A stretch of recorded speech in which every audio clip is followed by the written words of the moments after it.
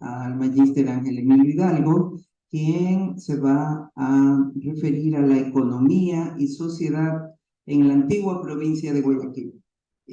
Ángel Emilio Hidalgo, le presento muy brevemente, es magíster en Historia por la Universidad Andina Simón Bolívar, además de acreditar 2 posgrados en Pedagogía por la Universidad Casagrande.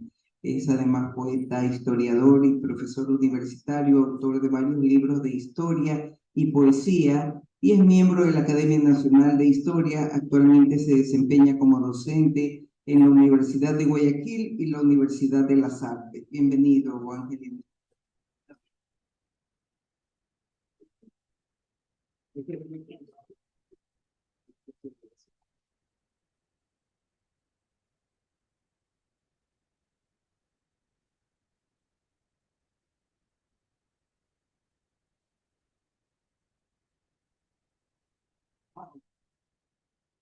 Buenos días, muy amable, muchas gracias por la invitación al Ministerio de Cultura, al MAC, la Academia Nacional de Historia y todos los que avalan, ¿no?, en la parte académica, todas las instituciones. Muchas gracias, pues, también en la persona de quien me hizo la invitación, ¿no?, el máster Hugo Calle. Vamos a introducir un poco una temática que tiene que ver con la sociedad guayaquileña entre mediados del siglo XVIII y también, podemos decir, la segunda mitad del siglo XIX. Pero tenemos que hacer un antecedente, ¿no?, porque este espectro de la economía colonial, antes de que Guayaquil se incorpore a la economía mundo, ¿verdad?, es todo un proceso que ocurre principalmente a raíz de la independencia. Sin embargo, creo que hay que empezar con un antecedente, entendiendo los rasgos de la sociedad guayaquileña desde la época de la colonia, particularmente su estructura social, los estamentos y los distintos grupos que intervienen, ¿verdad? Entonces, hay que retrotraerse a el momento en que se establece una división de 2 repúblicas, la República de los Españoles y la República de los Indios. Se entiende por República de los Españoles, en este caso, no solamente a aquellos que nacieron en España o los hijos de los españoles, es decir, los criollos, sino también a todos los individuos que, una vez incorporado el mestizaje, recordemos que el mestizaje, más que biológico, es cultural, es sociocultural. Esto es fundamental entender, porque hubo un grupo de indios denominados ladinos que de alguna manera negociaron sus identidades en este proceso colonial, ¿sí? Entonces también habría que incluir aquellos mestizos que estuvieron cerca de las llamadas zonas de contacto, ¿no?, donde diferentes estratos intercambiaban entre sí no solo bienes y servicios a partir del comercio, el intercambio mercantil, sino que también eran parte de una sociedad dinámica marcada por la impronta del mestizaje, como ya dije, biológico y cultural. Hay que entender la República de los Indios, por otra parte, como un universo, un mundo muchas veces incomprendido por los europeos y entendido como la articulación de prácticas, mentalidades e imaginarios más o menos comunes, ¿verdad? Porque había muchos grupos étnicos en el momento de la llegada, de la invasión de los españoles, de la invasión de los europeos. Hay que decir las cosas como son. Ya no se puede seguir tapando el sol con un dedo ni edulcorando aquello que fue una invasión, aquello que fue realmente una imposición, ¿no?, de sus leyes, de su cultura, de su forma de organización política, administrativa. No fue un encuentro, fue más bien un desencuentro. Entonces, estos grupos, ¿verdad?, que habitaban el continente americano antes de la llegada de los españoles, se incorporaron en un proceso violento de colonización a esta cultura de imposición, donde a la larga se establecieron y se identificaron rasgos de estratificación social que se equiparaban a la distinción entre noble y plebeyo en la Edad Media europea.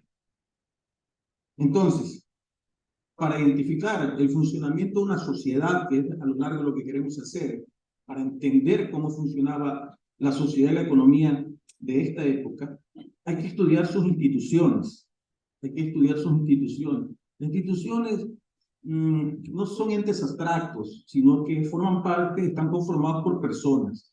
Las personas tienen proyectos también que desarrollan.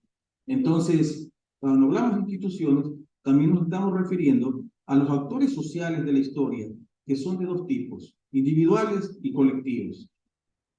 Entonces, en el caso de los españoles, la organización social se estructura en torno a la familia y la propiedad, ¿no? La propiedad privada. La familia como microentorno de reproducción social posibilita el ascenso y movilidad de los sujetos a través de las redes familiares, cuya condición de posibilidad son las alianzas matrimoniales. Recordemos que en esa época el matrimonio era más que lo que hoy es un contrato civil, era un negocio, era una negociación, muchas veces, aunque no siempre, por conveniencia económica. Cabe recordar que la familia es, sin duda, la institución donde se refuerza el rol tradicional, sobre todo de las mujeres, en las sociedades premodernas. Y en este sentido, también se replicó la mentalidad de estos europeos españoles, cuya cultura pues era prácticamente de carácter medieval, de origen medieval. Dada, podemos decir, el escaso, la escasa instrucción de muchos de los que llegaron acá. Bien, en un primer momento, o podemos decir en la parte superior de esa pirámide social, estaban los propietarios, ganaderos y agricultores, que por lo general eran españoles y criollos, hijos de peninsulares nacidos en América.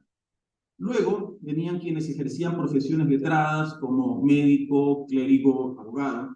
En un tercer nivel se ubicaban los comerciantes, sector que por sus propias características experimentó siempre una mayor movilidad social. Después los artesanos, quienes según su nivel de especialización podían obtener cierto peculio, como era el caso de los plateros. En Cuenca, por ejemplo, hay una cofradía y un gremio antiguo colonial que gira en torno a San Eloy de los Plateros. Y también los barberos cirujanos, que tuvieron un rol importante en el funcionamiento de la economía de esa época. Finalmente, hay que considerar a los tratantes o pequeños comerciantes que podían ser transeúntes o fijos en las ciudades. La sociedad colonial guayaquileña y de las otras ciudades de la audiencia de Quito funcionaba como una densa trama de relaciones clientelares. Hay que entender que había una especie de clientelismo a nivel no solo de la vida pública, sino también del mundo privado, porque era una sociedad corporativa, en un sistema corporativo y altamente jerarquizado, de propietario a sirviente. Las distinciones entre lo alto y lo bajo predominaban en cada nivel. La etnicidad es otra variable que hay que tomar en cuenta. De hecho, básicamente cuando hacemos estos análisis sobre la sociedad del pasado, hay que incorporar 3 tipos de variables, de categorías, de análisis para poder entender el funcionamiento de una sociedad, como son clase, etnia y género. La etnicidad entonces es una variable importante a tomarse en cuenta, pues los estratos más altos por lo general eran más urbanos y étnicamente más españoles. No se necesitaba ser físicamente o en cuanto al fenotipo blanco, sino también actuar como ellos, como los españoles, ¿verdad? algún cronista de inicios del siglo XVII dice que los indios de la península, ¿verdad?, visten y hablan como españoles, como blancos. Entonces se refería a ese proceso de ladinización o de mestizaje, como ya dije, más que biológico, sociocultural. En este punto también merece atención el papel de los negros, quienes mantuvieron vivas sus costumbres de origen africano, al tiempo que se incorporaron al sistema de organización española. Y en lo correspondiente al mundo indígena, el eje de la organización social era la provincia y sus subdivisiones territoriales. Ya en el siglo XVIII había escasos indígenas en la provincia de Guayaquil. El denso mestizaje posibilitó la aparición de nuevos grupos sociales como los montubios, habitantes del litoral interior. No obstante, su presencia en el imaginario colectivo ecuatoriano tardaría en ser reconocido por una visión y concepción andinocéntrica de entender la problemática de la cultura nacional, dejando a un lado aquellos otros mestizos que son los montubios, los cuales afortunadamente se están reconociendo paulatinamente a partir de estudios de caso, etnografías y análisis de procesos sociales que se han desarrollado en los últimos años. El proceso de implantación del sistema colonial implicó la necesidad de combinar métodos de adecuación a las realidades de los pueblos indígenas y montubios, así como una reorganización social interna que no siempre fue efectiva, pues las sociedades originarias mantuvieron un claro sentido de apego a la tradición, que se evidenció en las estrategias utilizadas para resistir y o enfrentar los embates de la cultura hegemónica. El mestizaje, y esto es interesante, se convirtió en el elemento desarticulador del modelo de una sociedad doble, República de los Españoles y República de los Indios, que se plantearon los colonizadores. Con el paso del tiempo, se acentuó la interacción entre los dos mundos, porque la realidad desbordó la imposición de la norma. Las categorías nacidas de la mezcla biológica trascendieron lo fenotípico y genotípico, testimoniando el mestizaje cultural que básicamente se construyó en relación al grado de españolidad o de europeización de los sujetos.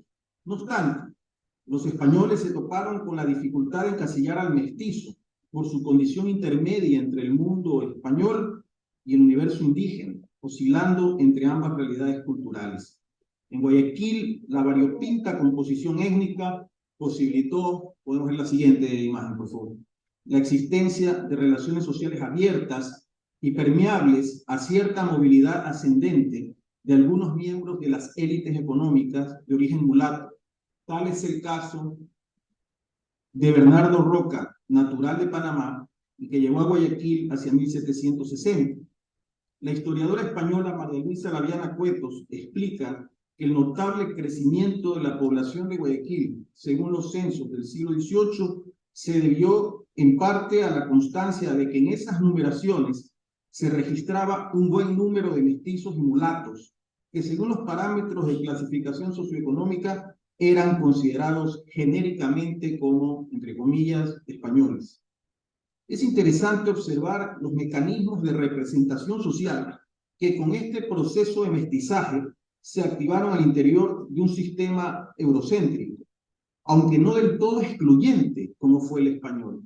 Se ha hablado mucho de la leyenda negra, ¿verdad? Se ha intentado, pues, echar a la hoguera a los españoles. Sin embargo, creo que hay que incorporar otros elementos de análisis para entender que hubo políticas de organización y administración de los territorios y de las gentes que, por ejemplo, en otros casos de colonización como el británico en América, ¿verdad?, no fueron del todo,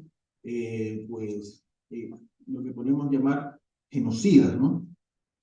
Pues los sectores étnicos que formaban parte de lo que en el siglo XVIII se llamó la plebe, pudieron mantener cuotas de poder que posiblemente, ¿verdad?, en otras ciudades de la audiencia de Quito fueron más difíciles de lograr por los rígidos mecanismos de jerarquización y estratificación social que predominaron en la colonia. Es decir, Guayaquil siempre fue una ciudad, por su condición de puerto, donde se intercambiaban, ¿no? Como dijimos, no solamente bienes y servicios, sino también hubo mucha sociabilidad de distintos grupos, actores y sectores sociales, mucho mestizaje, un denso mestizaje, dicen las notas de los viajeros que llegaron a esta ciudad en el siglo XIX.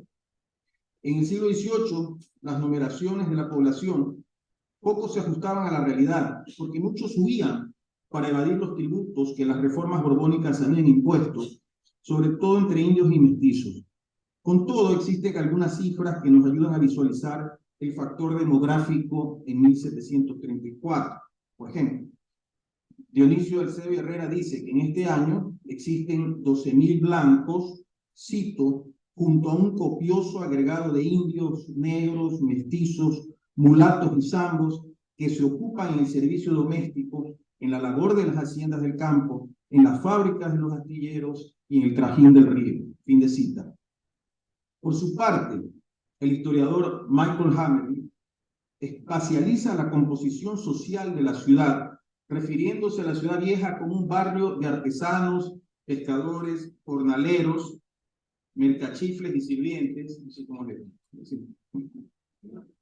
en contraste con Ciudad Nueva, donde residen los miembros de los sectores más pudientes.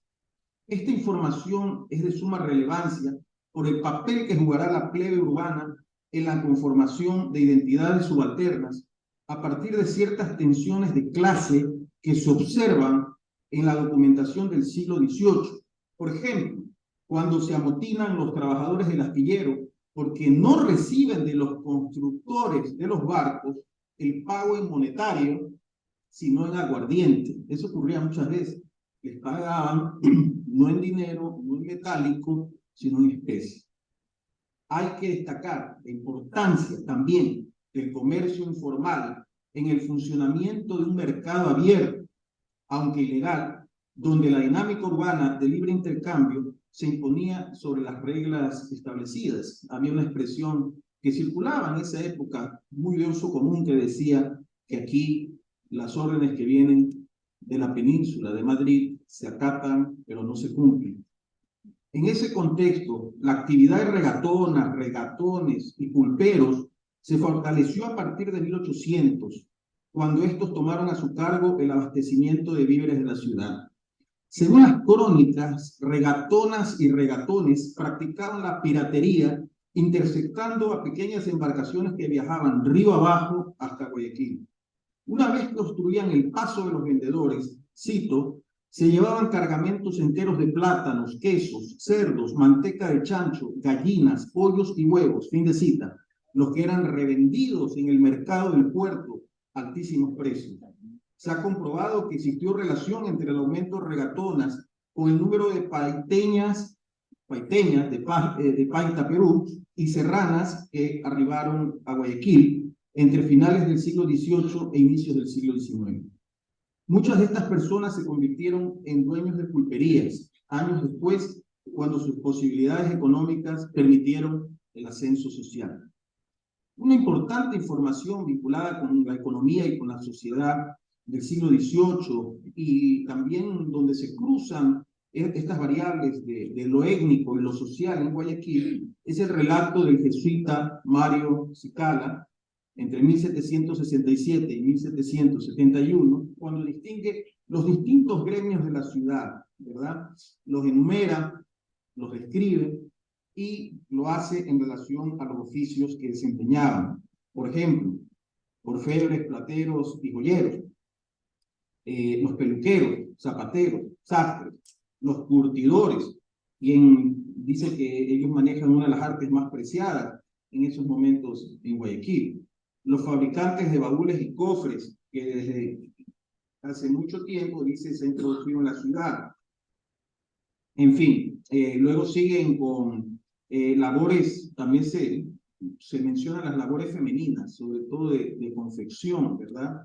De elaboración de productos a partir de la materia prima textil. También de carpinteros, por supuesto, que fueron muy conocidos en Guayaquil y que ayudaron a dinamizar la economía colonial, como fueron los carpinteros de Rivera. Primero constructores de los barcos, del astillero, entendiendo la importancia que tuvo Guayaquil como astillero del Pacífico Sur, astillero real, y posteriormente constructores de casas, estas casas de madera, ¿no? Que eran parte del paisaje urbano de Guayaquil en la época de la llamada antigua provincia de Guayaquil.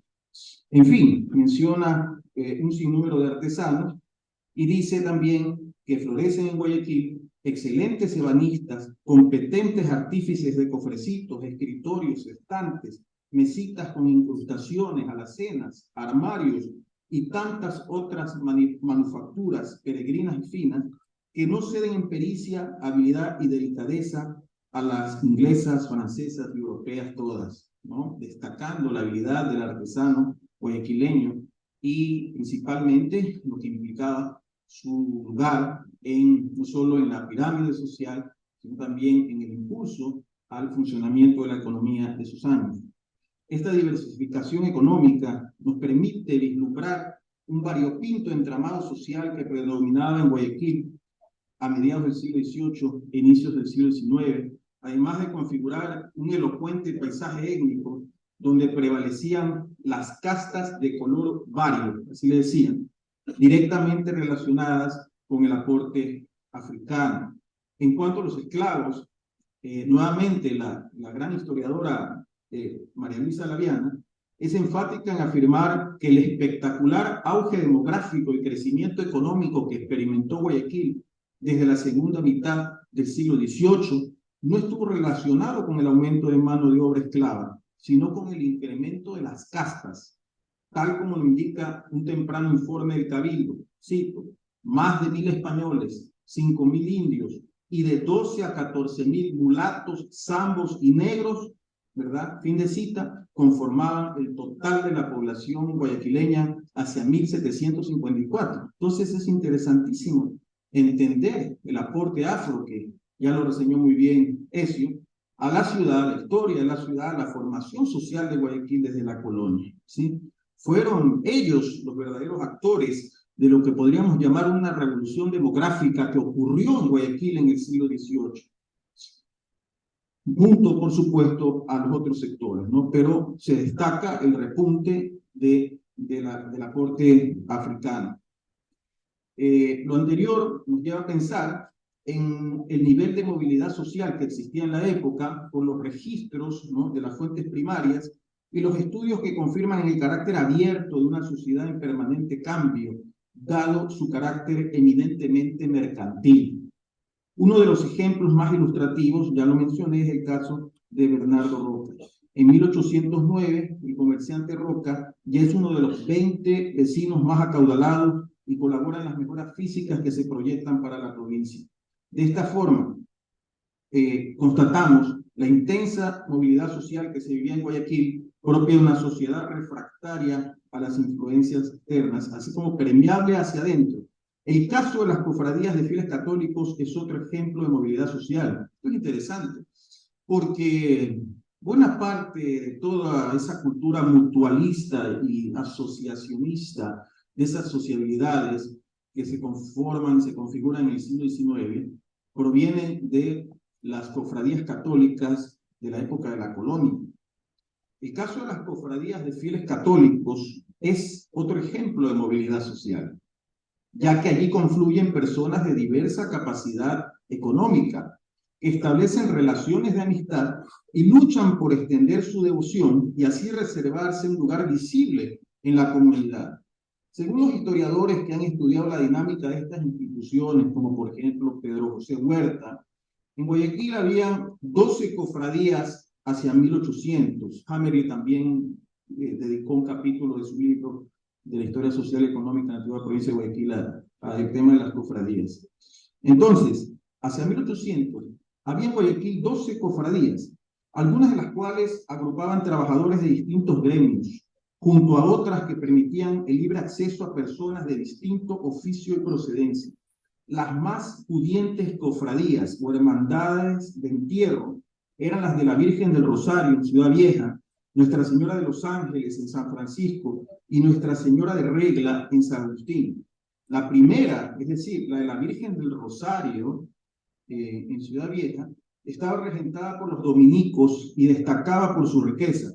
Las otras dos eran cofradías más cerradas porque solo se permitía el ingreso a trabajadores de los correspondientes gremios, carpinteros y calafates, en el caso de la cofradía de Nuestra Señora de los Ángeles, en el Templo de San Francisco, y sastres en el segundo, en el caso de San Agustín.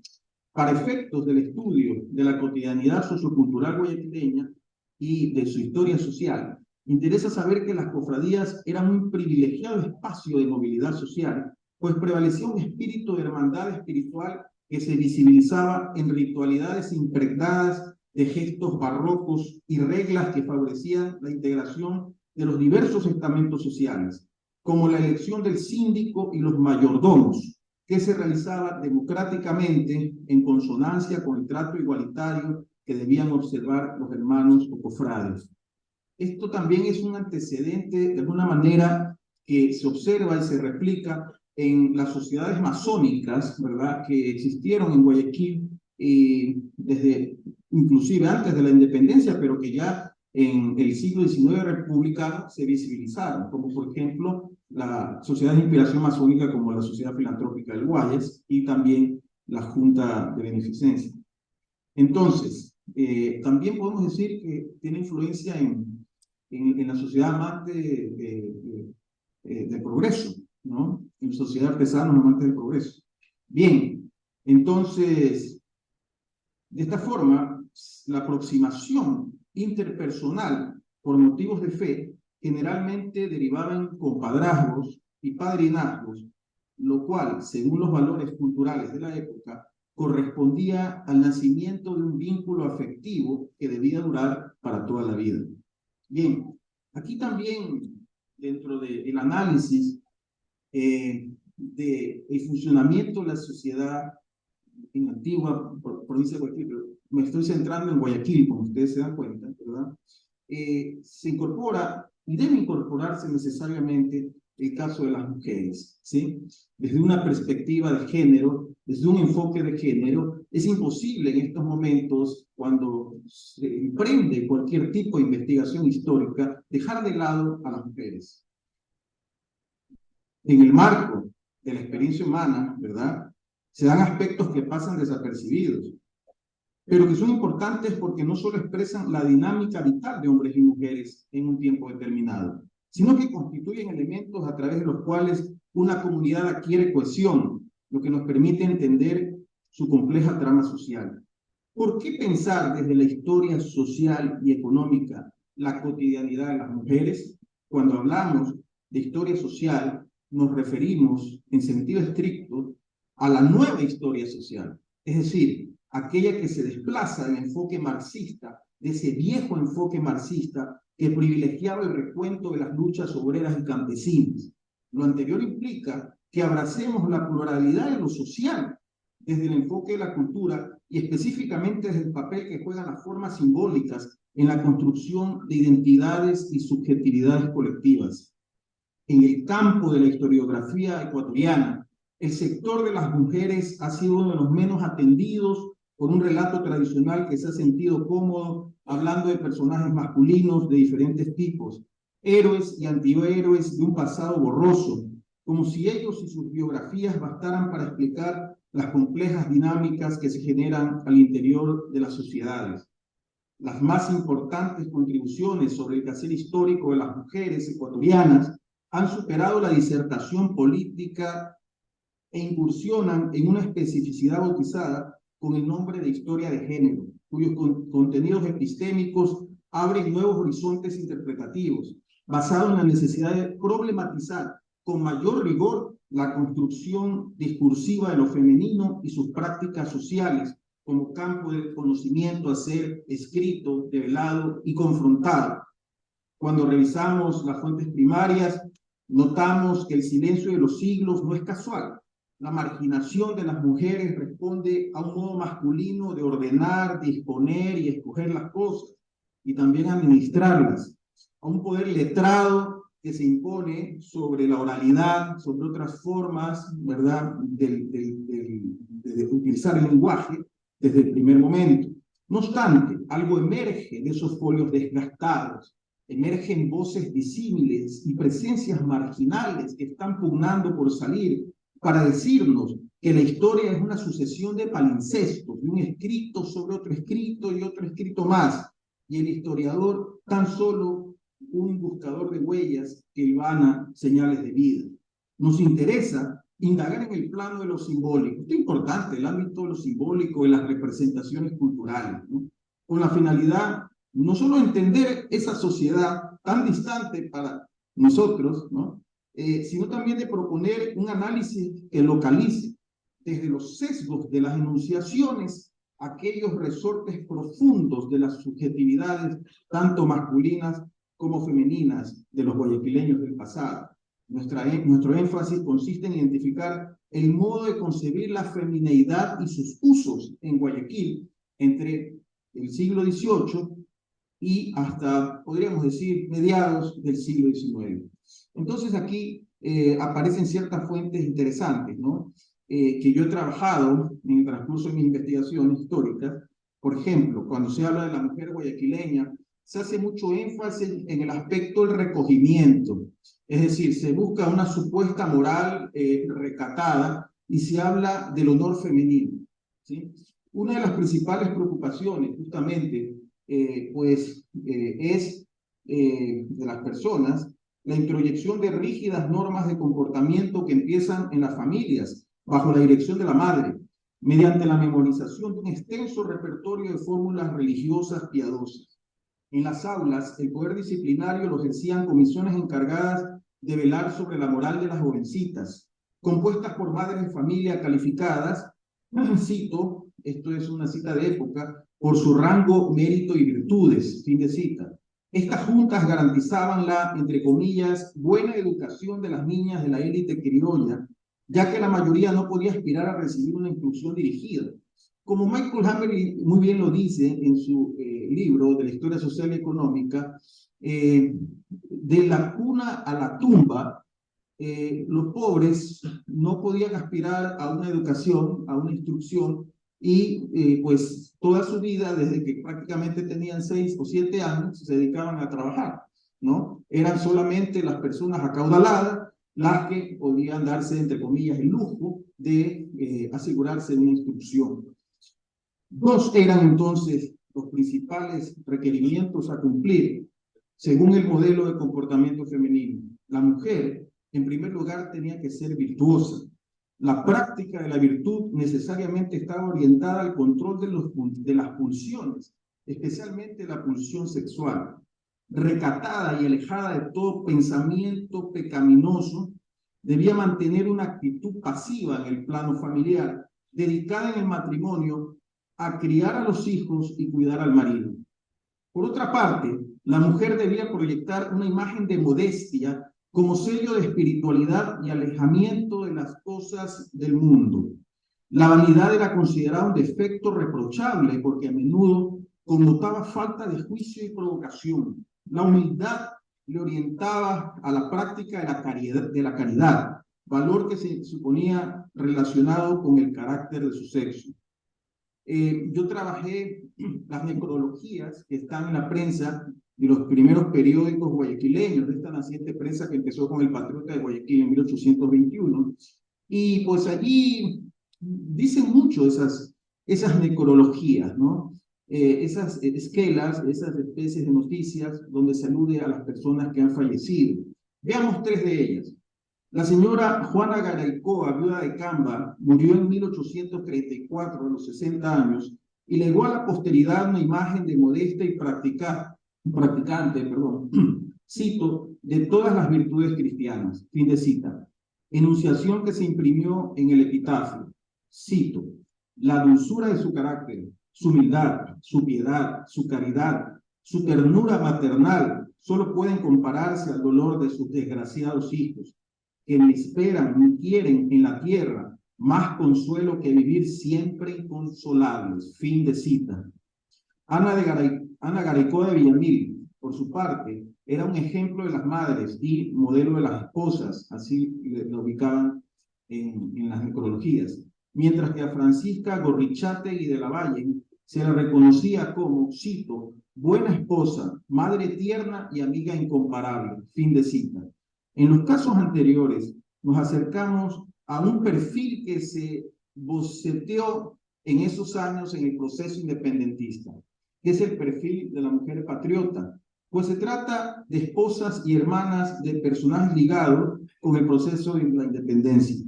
En 1821, el periódico El Patriota de Guayaquil, ya mencionado, destaca la iniciativa de las mujeres en confeccionar 3.000 camisas para las tropas guayaquileñas en la campaña de liberación de la sierra. El relato nos muestra su presencia en las tertulias políticas republicanas, y esto es interesante, porque la mujer también participaba en la política. Se daba modos para poder intervenir, para poder organizar reuniones, para poder también ser parte de las distintas empresas políticas que se organizaban. Entonces, el relato nos muestra su presencia en las tertulias políticas republicanas en una actitud de declarada adhesión al sistema por parte de un bello sexo, cito, adornado de todos los encantos y virtudes que forman el imán de sus atractivos. Fin de cita. Más allá de la activa participación que tuvieron algunas mujeres de la élite guayaquileña durante el proceso independentista, como dije, está comprobada la existencia de estos clubes o círculos de damas que simpatizaban con la causa revolucionaria. La medida de su patriotismo solía depender de las actitudes varoniles que éstas demostraran. Así, Francisca Gorrichátegui de la Valle no solo era tildada como una buena esposa, también su necrología destacaba, cito, el patriotismo con que se distinguió durante toda su vida y los varoniles esfuerzos con que ilustró su sexo, fin de cita. La semántica del trato personal nos revela, por su parte, la manera en que las mujeres esperaban ser tratadas por el otro, es decir, por el hombre.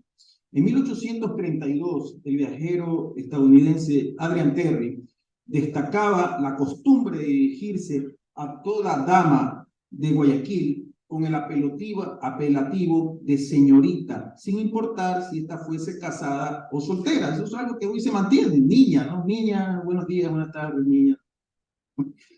Ok. Detalle que revelaba el peso de lo sexual en el imaginario decimonónico, como un prurito que era necesario aplacar con el despliegue de todos los mecanismos de coerción que, en el caso de la mujer, empezaban en la niñez y terminaban con su muerte.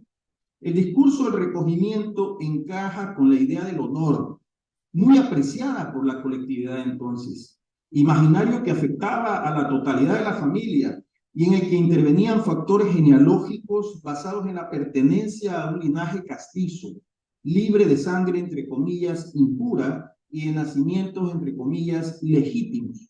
De hecho, existe una relación dialéctica entre el honor femenino y el sexo, al funcionar este último como mecanismo desestabilizador de la moral establecida y de un sistema de normas de comportamiento que, como vimos, era inculcado en ellas desde temprana edad. Aunque los códigos de honor trascendían los distintos estratos sociales, la necesidad de poseer esta cualidad parecía más notoria entre los sectores dominantes. Las políticas de encauzamiento manifestadas en la creación de juntas de señoras encargadas de disciplinar las escuelas de niñas en el siglo XIX demuestran la ansiedad de estos sectores por aplicar el modelo a todas las esferas de la sociedad. La historiadora Ann Twinan, en su estudio sobre la legitimidad en la Hispanoamérica colonial, ve en el discurso del honor, cito, el carácter distintivo que racionalizaba la existencia de la jerarquía colonial, fin de cita, y que ayudaba a sostener, cito, las diferencias autoconscientes de nacimiento y conducta que distinguían a la, pongámoslo esto entre comillas, gente decente de la gente baja, fin de cita. En el caso de Guayaquil, nuestras fuentes parecen corroborar el prejuicio extendido a nivel general que atribuía a las mujeres de los sectores populares un comportamiento sexual relajado. Bien, no sé cuánto llevo el tiempo, no sé, quizás me estoy pasando. ¿Cuánto tengo? Tengo 10 minutos más. La dialéctica que maneja es excelente. Muchas gracias. Bien, vamos a ir, porque este texto es largo, ¿no? Bueno, vamos a ir un poco sintetizando.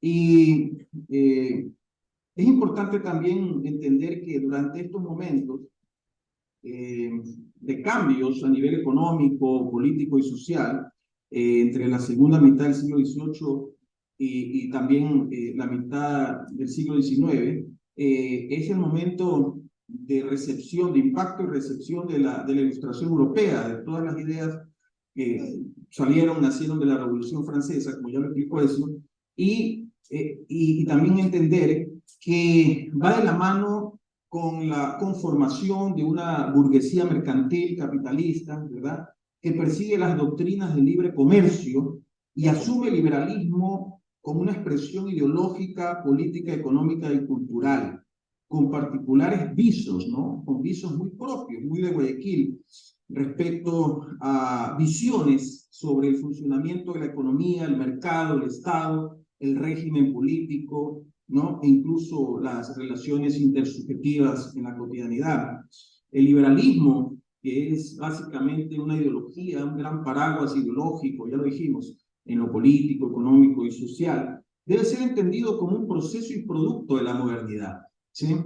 Y a la vez como impulsor y difusor de ella, de lo que podríamos llamar la incorporación del Ecuador a un proceso de modernidad capitalista, ¿no?, que fue paulatino, que se dio en el momento en que tras la independencia de este proceso de ruptura sociopolítica se deja atrás la economía colonial, ¿verdad?, muy restringida respecto de los circuitos comerciales mercantiles a los que se podía acceder, sobre todo a partir de la exportación del cacao, el principal producto de agroexportación de nuestro Guayaquil, en la antigua provincia de Guayaquil, hasta la incorporación del sistema mundo, el proceso de incorporación del Ecuador en el mercado mundial capitalista, que ya se da avanzado el siglo XIX, ¿no?, cuando se inicia el llamado segundo boom cacautero en 1870, alrededor de 1870, y que durará 50 años aproximadamente hasta 1920.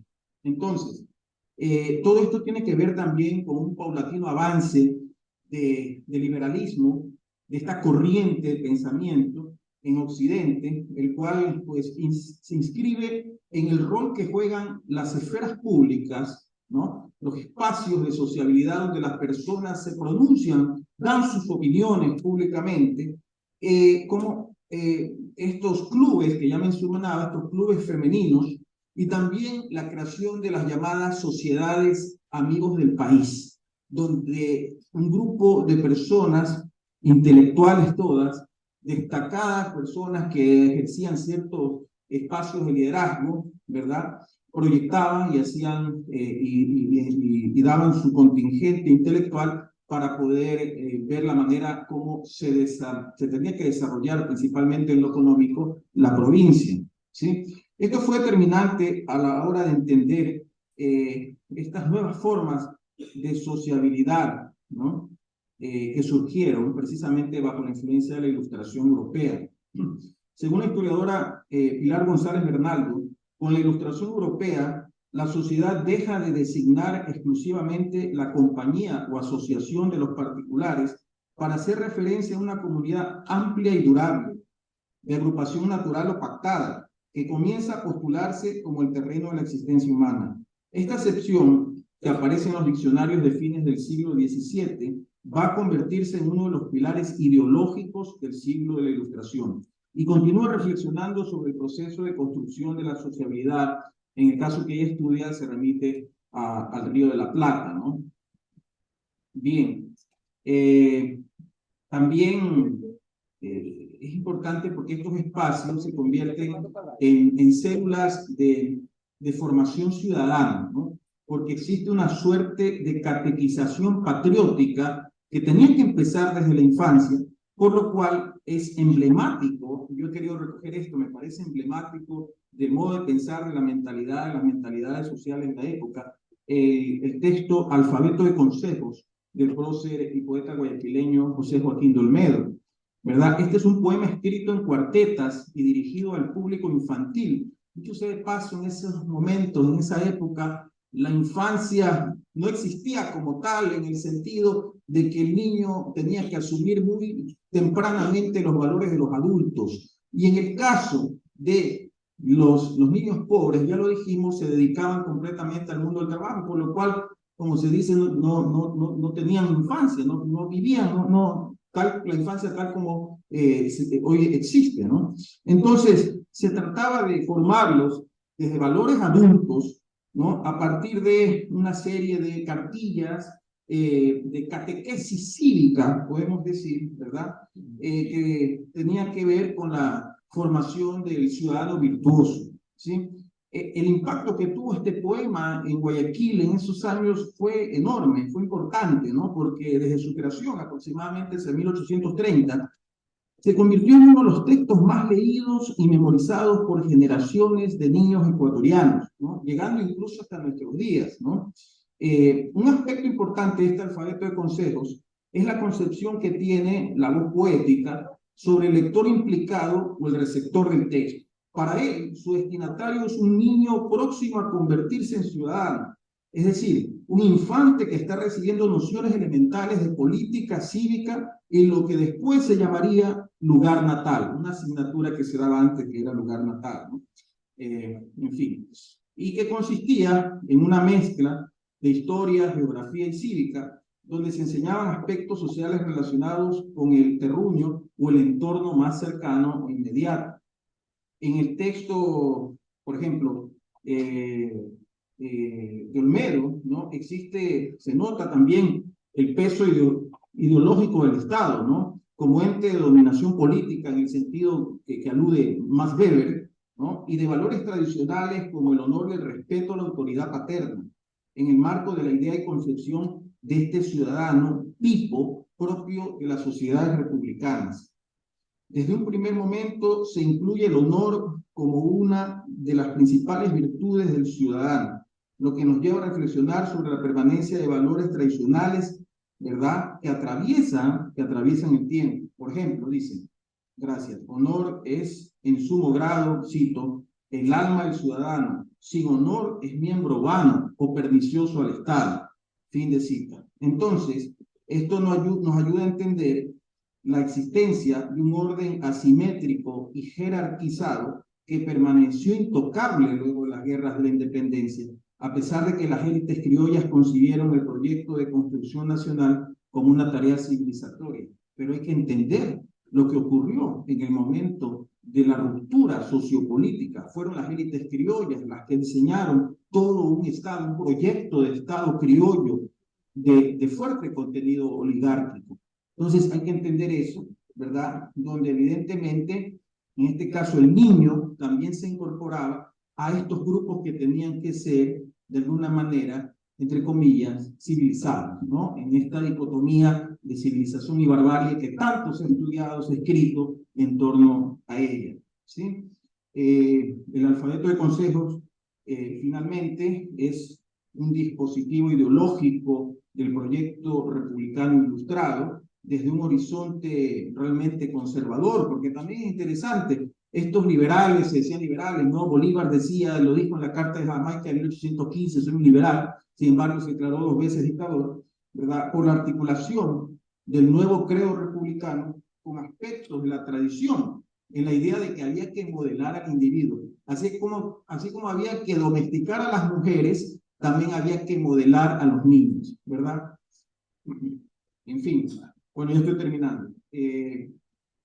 Para concluir, podemos decir que la vida en la ciudad, me centré en la ciudad efectivamente, entre lo público y lo privado fue sumamente compleja, diversa. Quería mostrar algunas de estas imágenes, ¿no?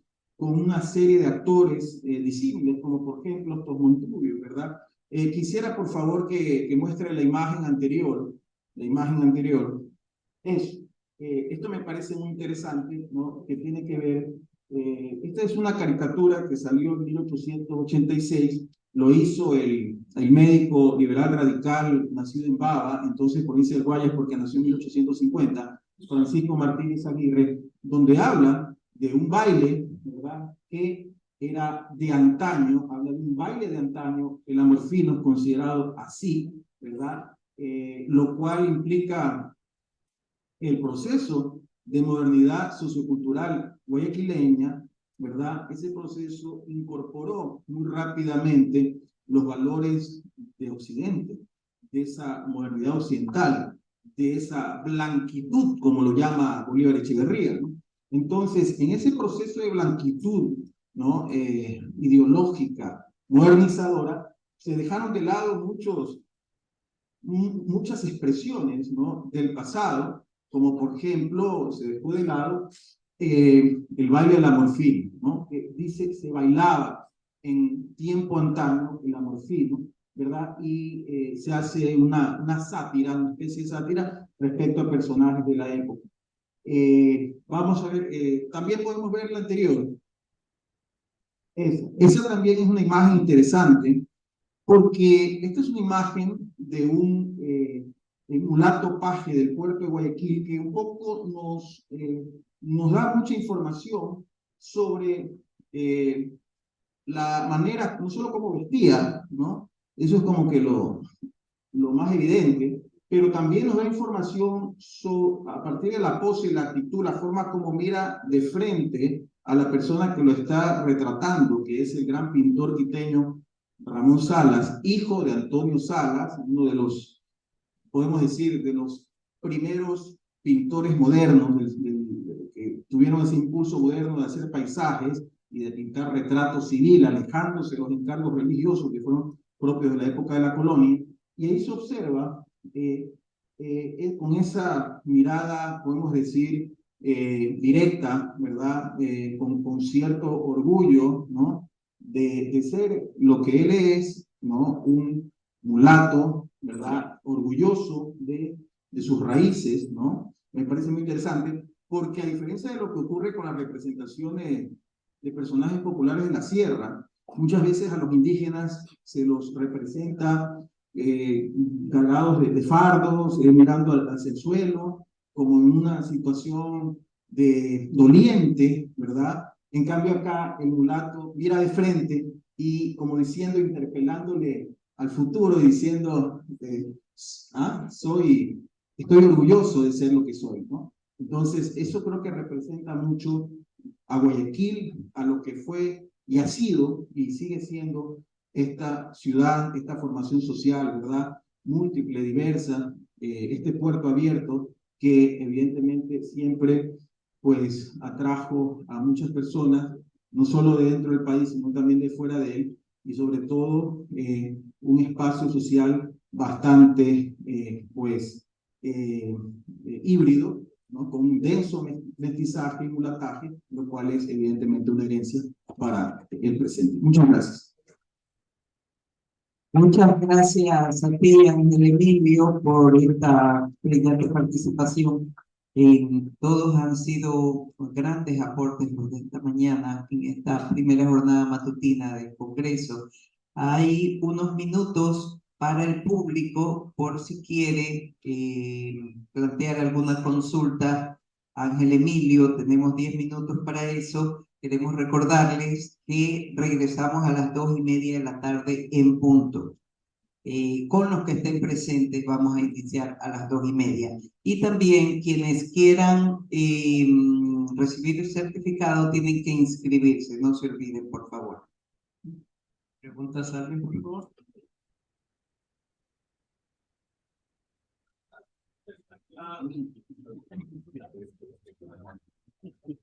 Emilio, el hecho de que Guayaquil haya sido una ciudad-puerto, el trato de los españoles con los locales fue muy dinámico, muy productivo, y también la dinamización de la economía, ¿verdad?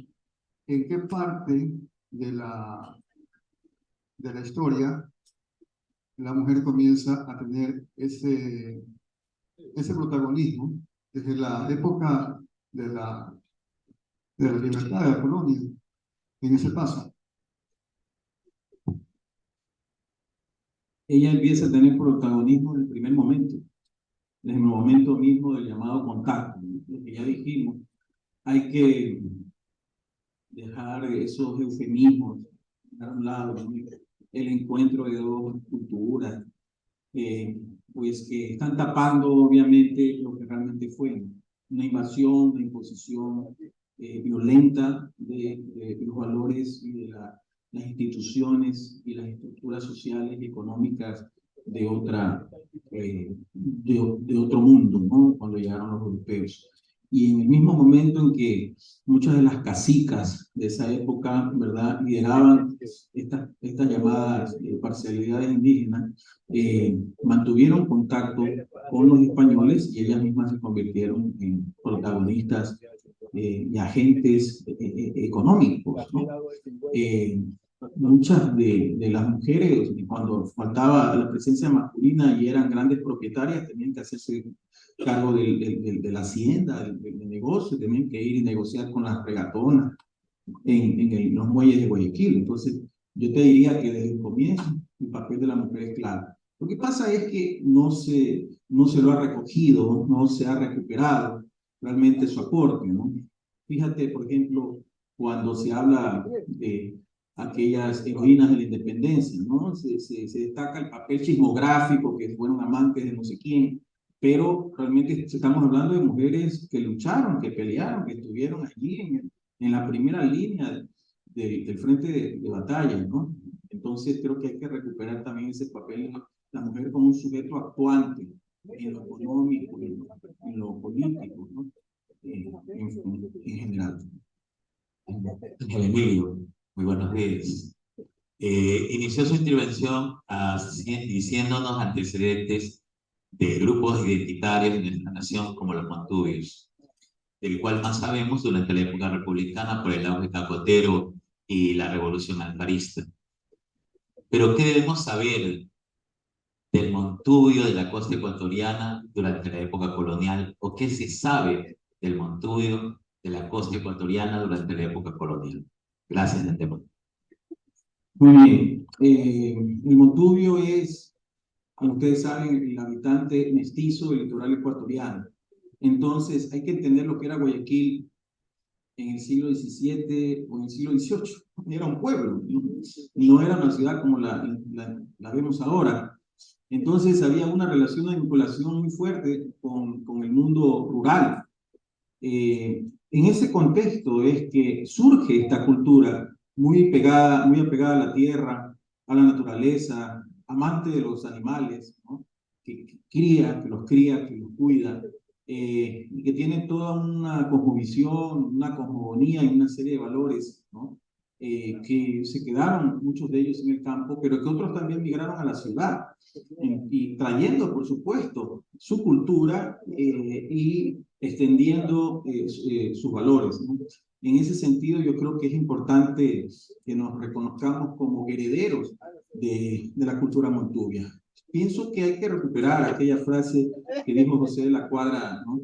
En 1937, que Guayaquil es la capital montubia. Yo creo que no solamente se puede decir en términos de la existencia de estas personas en nuestro medio, de migrantes, ¿no?, del litoral interior, sino también por la existencia de una serie de valores, de toda una forma de pensar, ¿no?, y de entender, sobre todo la relación con la naturaleza, que recibimos y heredamos de nuestras abuelas, ¿no?, de aquellos que tuvimos la suerte de tener una abuela montubia. Entonces, a mí me parece que hay que incorporarlo, ¿no? Hay que incorporarlo a la historia, porque eso es hacer un justo, pues, reconocimiento a esta cultura que efectivamente ya en la época de la colonia es aludida. ¿Por qué? Porque en el libro, por ejemplo, para ponerte un ejemplo, en el libro de William Bennett Stevenson, de 20 años de residencia en Sudamérica, del año 1808, se menciona por primera vez a los montubios, se los menciona con esta palabra, con la palabra montubio, y se dice que en el río Babahoyo, unos montubios, ¿verdad?, que son los habitantes montaraces de esta zona, mataron a un cocodrilo, ¿no?, que los amenazaba en un trayecto que ellos estaban haciendo río arriba a lo largo de las aguas del río Babahoyo. Entonces ya existe una alusión con el término, lo que implica que al nominar, ¿verdad? Ya estamos hablando de una identidad, ¿no? De la identidad de un colectivo, de un grupo, ¿verdad? Humano, que evidentemente es uno de nuestros pueblos ancestrales. ¿Y por qué es ancestral? Esto es importante también, sobre todo los maestros, las profesoras que sepan para que lo puedan replicar a sus estudiantes. Es ancestral porque existen o existieron estos tres pueblos, tanto las nacionalidades indígenas como los afrodescendientes, como se dice ahora políticamente, como decía decir, así como los montubios, políticamente correcto, ¿no? Ya existían antes de la existencia de la República y el Estado del Ecuador. Eso es lo fundamental de entender. Ya existían como pueblos, ya tenían toda una estructura en relación no solamente a esa estructura agraria, la forma como ellos, ¿verdad?, ocupaban el territorio, el espacio, hacían uso del espacio y del control de los recursos naturales, sino también eran ya pues dueños de una cultura, de un modo de vida muy particular, y eso es lo que evidentemente hay que reconocer e incorporar a ese proceso de construcción de la guayaquileñidad. Buenos días. Mi pregunta es, tocando el tema de la antigüedad de Guayaquil y cómo surge la historia y todo esto, ¿no se ha tocado también el tema de la mitología guayaquileña, netamente guayaquileña, así como existe la mitología griega? ¿Existe algún tipo de mitología guayaquileña en relación a la historia? ¿Te refieres al nacimiento, a los orígenes? Ya. Bueno, Guayaquil, claro. Tenemos a Guayaquil, ¿no? Esto salió con Pino Roca, ¿no? Con Gabriel Pino Roca, en un libro que publicó en 1930, donde habla de estos dos personajes, ¿no? Guayaquil, que se supone que eran de origen manteño huancavilca, pero resulta que se ha descubierto, y seguramente los arqueólogos que saben mucho más que yo este tema de la arqueología, lo van a decir pasado mañana, porque les toca intervenir, que el mayor número de asentamientos cercanos a Guayaquil, a la ciudad española de Guayaquil, porque esta fue una fundación española, ¿verdad? Eran asentamientos chonos, no manteño o huancavilca. Entonces, eso de ahí, qué bueno. Y entonces, obviamente, es algo que hay que revisar. Hay que revisar la historia a partir de los nuevos descubrimientos, hallazgos de los investigadores. Bueno, dejémoslo para la leyenda, como tú dices, para esa mitología guayaquileña, pero claro, la realidad fue distinta. Muchas gracias, Emilio.